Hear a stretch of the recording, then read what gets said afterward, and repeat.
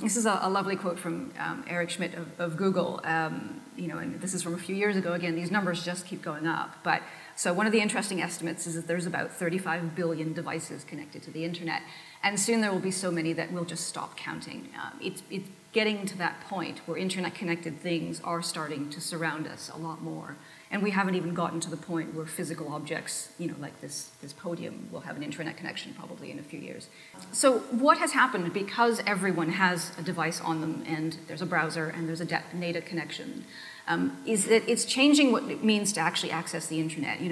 Accessing the internet used to be very much of an activity. You would sit down at a desk, you would have a keyboard, you would have a power supply, you'd have good lighting, you'd have really good unlimited data connection, you'd probably have a lot of privacy because you were at home or in a cubicle or so on. And so there was this stance and this kind of frame of mind when using a computer of what it was going to be. There were longer tasks involved, and it was a kind of a very stable environment.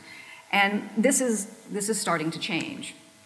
The best computer is now very much the one that you happen to have with you at that point. You still have about 80% of people, according to a whole bunch of studies, who use mobile just during downtime, just when they've got nothing to do. They use it as a time waster, so to speak. You have a lot of people who use it while waiting in line. Again, it's nothing to do for a few minutes, so you need to kill time. But the device and the context don't necessarily go hand in hand. So what you also get are these types of behaviors here, where mobile and non-mobile are kind of starting to collide.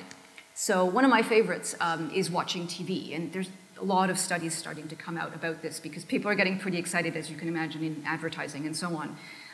The idea that you could be watching Doctor Who and you could actually be surfing the BBC Doctor Who site at the same time and be making a purchase of a DVD and then maybe even downloading it on the spot and then watching it on your iPad. I mean, you could do this full circle of engagement and purchase and all that all at the same time.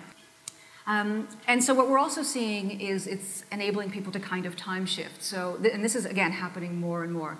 So people will start doing something on a phone and then they'll follow up on the PC.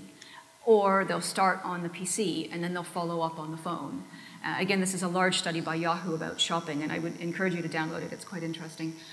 And then you start to see really complex behaviors like this. And these are the ones that, to me, are really interesting. I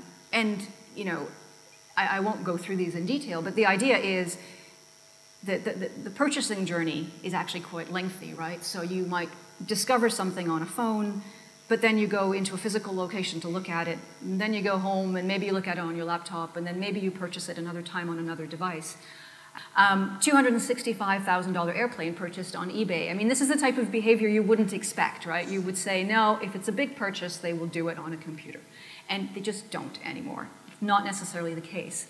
And all the planning, all the thinking ahead of it might have happened at different stages, sometimes on a computer, but where the purchase actually occurs could be anywhere.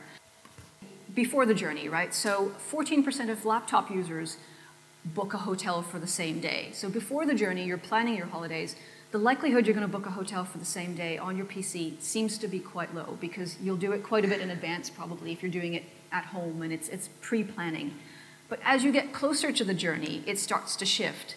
So 30% of people will book on a tablet for the very same day.